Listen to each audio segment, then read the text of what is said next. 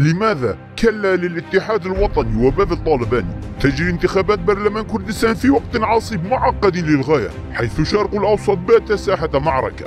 في هذا الوضع تحاول الدول المحتلة لكردستان القضاء على الكيان الدستوري والمشروع للغاية للكرد.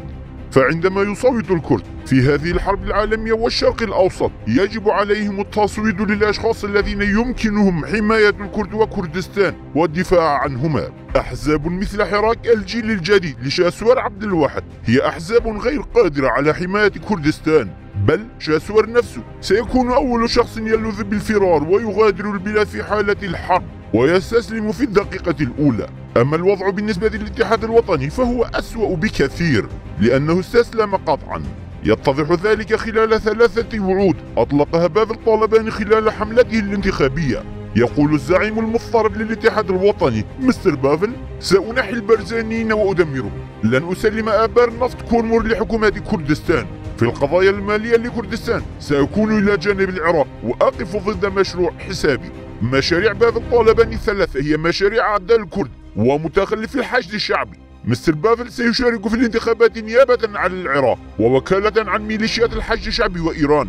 استولت إيران على نفط كردستان وقطعت الرواتب وأطلقت صواريخها على أربيل في محاولة منها لاستسلام الكابينة التاسعة لحكومة كردستان برئاسة مسرور بارزاني. كما استخدمت أيضا خنجر الخيانة الصديق في تاريخ الكرد، فقدمت باب الطالباني كزعيم للكرد. كما قامت بتغيير قانون الانتخابات بالتنسيق مع المحكمة الاتحادية العراقية لتعزيزه وتقويته، بمعنى أن باب الطالباني هو الحصان المستخدم لعرقنة وتشيع وأيرنة أربيل.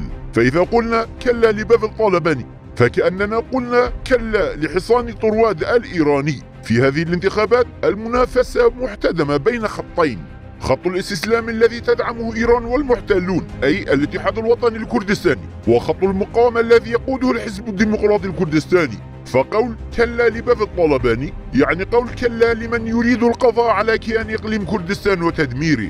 حصان طرواد الإيراني مستر بافل لا يستطيع إنقاذ الكرد وخلاصه من الدمار في حرب الشرق الأوسط، بل على العكس من ذلك سيحول كردستان إلى ساحة معركة لإيران. انظروا إلى اليمن، سوريا، لبنان، أينما حلت إيران حل الموت والدمار والخراب والتهجير. لهذا فقول كلا لباب الطالباني يعني قول لا لكي تصبح كردستان ساحة معركة لإيران. أقوال وتصريحات باب الطالباني ضد تركيا ليست علامة الوطنية المخلصة، بل هي تصريحات فارغة لمن هو في حضن إيران والحشد الشعبي. فمن باع كركوك للعراق أمام أعين الشعب الكردي لا يمكنهم تمرير خدعة ولعبة الوطنية علينا. من باع كركوك فلا شك أنه سيبيع أربيل. لذلك فإن قول كلا لباب الطالباني هو قول لا للوطنيين المصطنعين الزائفين البائعين لتربة الوطن. لا يمكن لباب الطالباني أن يصبح الحزب الأول، بل يريد فقط كسب المزيد من الأصوات وإبقاء الكرد بلا حكومة في دوامة الفوضى والاضطرابات للشرق الأوسط. يريد باب الطالباني فصل السليماني عن إقليم كردستان بعد الانتخابات وجر الكرد إلى حرب أهلية. لذلك فإن قول كلا لباب الطالباني هو قول لا للحرب الأهلية واقتتال الكرد ودمارهم.